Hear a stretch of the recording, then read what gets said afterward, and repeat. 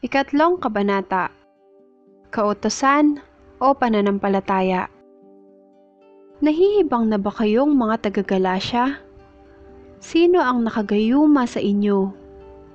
Maliwanag na ipinahayag sa inyo ang pagkamatay ni Hesukristo sa krus. Ito lamang ang ibig kong malaman sa inyo. Tinanggap ba ninyo ang Espiritu dahil sa pagsunod sa kautusan o dahil sa inyong pakikinig at paniniwala sa mabuting balita tungkol kay Kristo? Napakahangal ninyo. Nagsimula kayo sa Espiritu at ngayon nagwawakas sa laman. Wala na bang halaga sa inyo ang naging karanasan ninyo? Marahil naman ay mayroon.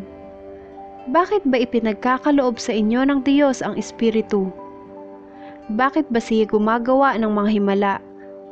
Dahil ba sa inyong mga gawa ayon sa kautusan?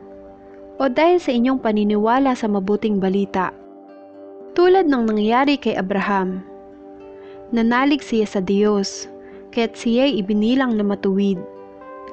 Kung gayon, maliwanag na ang mga nananalig sa Diyos ang siyang tunay na lahi ni Abraham. Hindi ba may ipinakita na ng kasulatan na pawawalang sala ng Diyos ang mga hentil sa pamamagitan ng kanilang pananalig sa Kanya? At ipinahayag na kay Abraham noon pa ang mabuting balita. Sa pamamagitan mo'y pagpapalain ng Diyos ang lahat ng bansa. Nanalig sa Diyos si Abraham at siya'y pinagpala, kaya't pagpapalain ding tulad niya ang lahat ng nananalig sa Diyos. Ang lahat ng nananangan sa pagsunod sa kautusan ay nasa ilalim ng isang sumpa, sapagkat nasasaad sa kasulatan, sumpain ang hindi tumutupad sa lahat ng nasusulat sa aklat ng kautusan.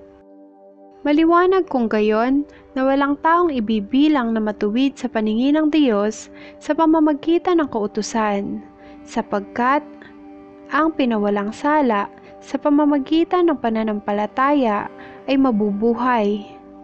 Ngunit ang kautusan ay hindi nasasalalay sa pananalig sa Diyos, sapagkat sinasabi ng kasulatan, ang tumutupad sa hinihingi ng kautusan ay mabubuhay sa pamamagitan nito. Tinubos tayo ni Kristo sa sumpa ng kautusan nang siya'y magdusa na parang isang sinumpa, sapagkat nasasaad sa kasulatan, sinumpa ang bawat ibinitin sa punong kahoy. Tinubos niya tayo upang ang mga pagpapalang ipinangako ng Diyos kay Abraham ay kamtan ng mga hentil sa pamamagitan ni Kristo Jesus, at sa pamamagitan ng pananalig sa Kanya ay sumaatin ang Espiritong ipinangako ng Diyos. Ang kautusan at ang pangako. Mga kapatid, narito ang isang pangkaraniwang halimbawa. Kapag nalagdaan na ang isang kasunduan, hindi na ito mapawawalang kabuluhan ni numan. Hindi rin ito maaaring dagdagan o bawasan. Ngayon, nangako ang Diyos kay Abraham at sa kanyang inapo. Hindi sinasabi, at sa kanyang mga inapo, na mangangahulugang marami, kundi, at sa iyong inapo, na iisa ang kahulugan, at ito'y si Kristo. Ito ang ibig kong sabihin. Pinagtibay ng Diyos ang kanyang tipan at ipinangakong tutuparin ito. Ang tipang yaon ay di mapawawalang bisa ng kautusan na dumating pagkaraan ng 430 taon, ni hindi nito mapawawalang saysay ang mga pangako ng Diyos. Kung ang mana ay pinagkakaloob dahil sa kautusan, hindi na ito dahil sa pangako. Ngunit ang mana ay binigay ng Diyos kay Abraham bilang katuparan ng kanyang pangako. Kung gayon, bakit ipinigay ang kautusan? Idinagdag ito upang maipakita kung ano ang paglabag hanggang sa dumating ang pinangakuan, ang inapo ni Abraham. Ibinigay ang kautusang ito sa pamamagitan ng mga anghel, sa tulong ng isang tagapamagitan. Ngunit hindi nangangailangan ng tagapamagitan ang nag-iisa, at ang Diyos ay iisa. Ang mga anak at ang mga alipin. Ibig bang sabihin nito, laban sa mga pangako ng Diyos ang kautusan? Hindi. Ganito ang ibig sabihin. Kung nakapagbibigay buhay ang kautusan, ang tao ay magiging matuwid sa paningin ng Diyos sa pamamagitan ng pagsunod sa kautusan. Ngunit sinasabi ng kasulatan na ang lahat ng tao ay alipin ng kasalanan upang sa pamamagitan ng pananalig kay Hesukristo, ang mga sumasampalataya ay tumanggap ng mga ipinangako ng Diyos.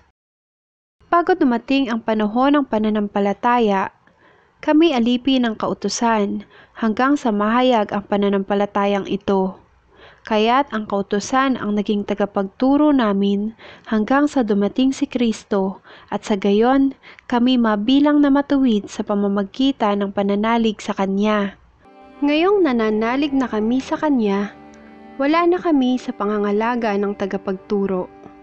Dahil sa inyong pananalig kay Kristo Jesus, kayong lahat ay anak ng Diyos, sapagkat ang lahat ng nabautismuhan kay Kristo ay pinananahana ni Kristo. Wala nang pagkakaiba ang Hudyo at ang Griego, ang alipin at ang malaya, ang lalaki at ang babae. Kayong lahat ay iisa dahil sa inyong pakikipag-isa kay Kristo Jesus.